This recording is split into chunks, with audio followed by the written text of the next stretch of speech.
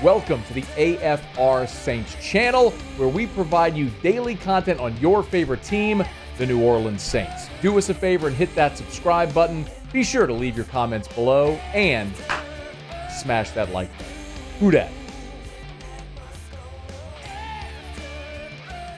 Day 2 out at Saints training camp. Ross Jackson there in Irvine. He's with us now. How are you, Ross?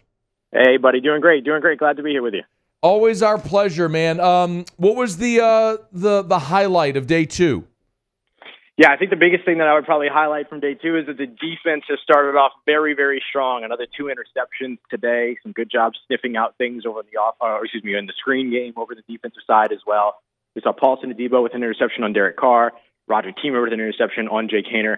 It's not out of the ordinary to see defenses start faster than offenses in training camps, because typically there's a lot more changing for offenses. But look, there's been limited opportunities for the defense to be out here making plays because there's so much focus on the run game, which makes sense because that's sort of what this wide zone offense is predicated on. But the defense taking advantage of those opportunities when they do present themselves, to me, is a pretty big takeaway, because the defense is going to still be the quintessential DNA of a team that is coached by a defensive head coach. So great to see all of that coming together still for New Orleans. What do we take away from the early parts of camp, especially when they're not in full pads?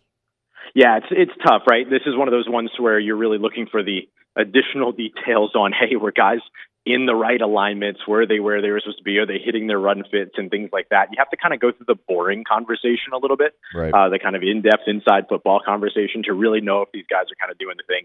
But the biggest thing is going to be when they do walk into pads, and especially here over the course of the first week, what you're really trying to take away is, is what's the extreme, right? Who are the guys that are really, really popping off, really, really showing out, versus who are the guys that maybe look completely lost out there? And there are not a lot of examples of the latter, so I think that that's a positive side. But once we get past the acclimation period and the team gets into pads, then we'll be able to see a little bit more of the nuances. Ross, did I see that Dennis Allen after practice really compliment? You mentioned the interception that Rodri Teamer had, that Dennis Allen really highlighted him? Yeah, absolutely. Dennis Allen has, typically any time that he has talked about Rodri Teamer, which has been kind of few and far between, but when he's gotten the opportunity to talk about him, he's somebody that obviously stands out. And I think there's a couple of different reasons for that. I think Dennis Allen loves his defensive backs, right? There's absolutely no doubt about that. But you're also talking about a guy that has a ton of experience in the NFL, that also has been a guy that has grinded it out through the special teams pathway and all these other things. He's a gamer, and that's the type of guy that Dennis Allen has always kind of gravitated towards. And so I think Rodri Teamer is just one of those guys that maybe kind of strikes what it is that Dennis Allen really loves in a player. And it's great to have that type of veteran presence in what is otherwise a pretty young room outside of a couple of players when it comes to defensive backs. A lot of undrafted free agents, a lot of, sub-fifth year guys and all that. So it's great to have that type of example for this team as well. He's on Twitter at Ross Jackson Nola. Make sure you're subscribed, Locked On Saints. Ross is out there in Irvine for as long as the Saints are, all the way up until August 16th. He'll be with us here every day giving us Saints camp reports. I did see also, for the first time, conversation about the backup quarterbacks. So, Ross, that's one of the things that we've kind of focused on here a little bit as one of the real camp storylines is the Saints, for the first time in a long time, don't have a stated number 2 going into camp. So anything early on observations, Haener and Rattler? Yeah, I think the biggest thing right now is that you're just waiting for these guys to continue to make their rotations.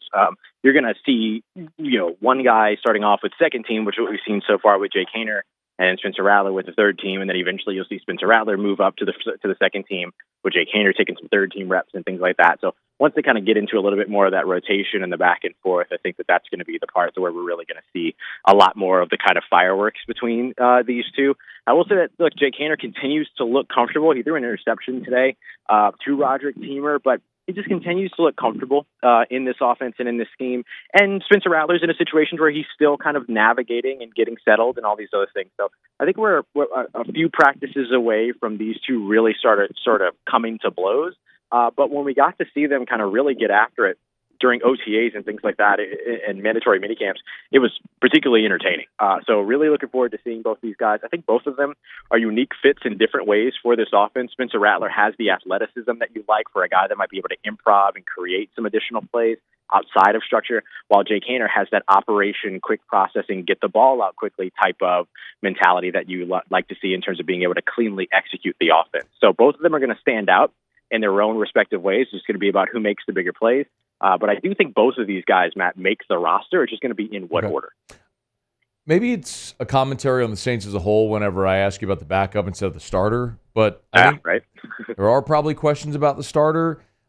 Any observations through 2 days about Derek Carr after he said, it's just he feels more comfortable, he knows his play, just everything's more comfortable. Any observations there? Yeah, it's easy to jump at the 2 interceptions that he's thrown already so far. He had an interception during day 1 to Demario Davis, an interception here during day 2 to Paulson Adebo. But look, at the same time, he also had a big strike down the field to Taysom Hill that would have been a touchdown. And so I think the biggest thing is going to be kind of cataloging this over the course of more than a couple of days.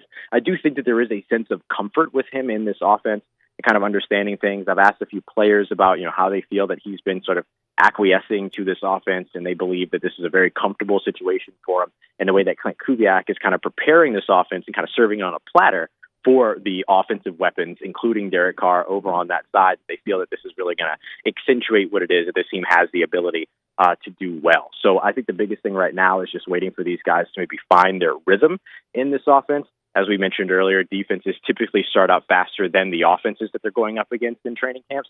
And so the faster that we get past that benchmark, the faster we'll be able to have a better sort of understanding just holistically about how comfortable Derek Carr is or isn't, right, proves to not be potentially in this new offense. So I got 2 more things for you. One, are you of the belief that the specialists, the punter, place kicker job are actually up for grabs in camp?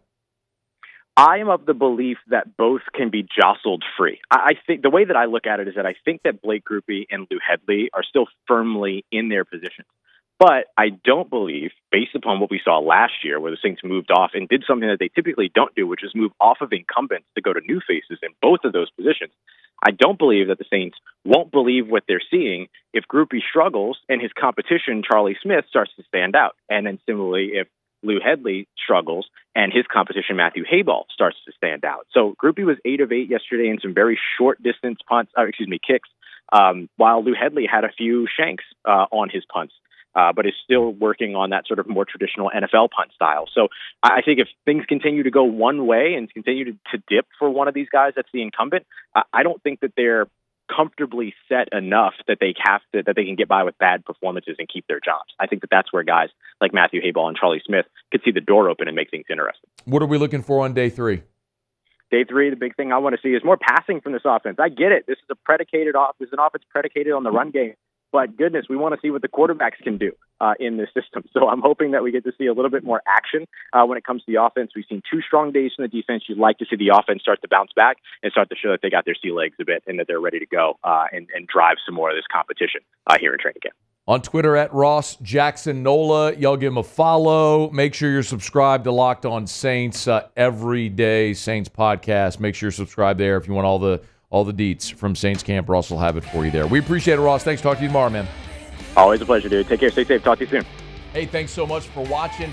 Please leave your comments. I love to interact. And be sure to hit the red subscribe button below.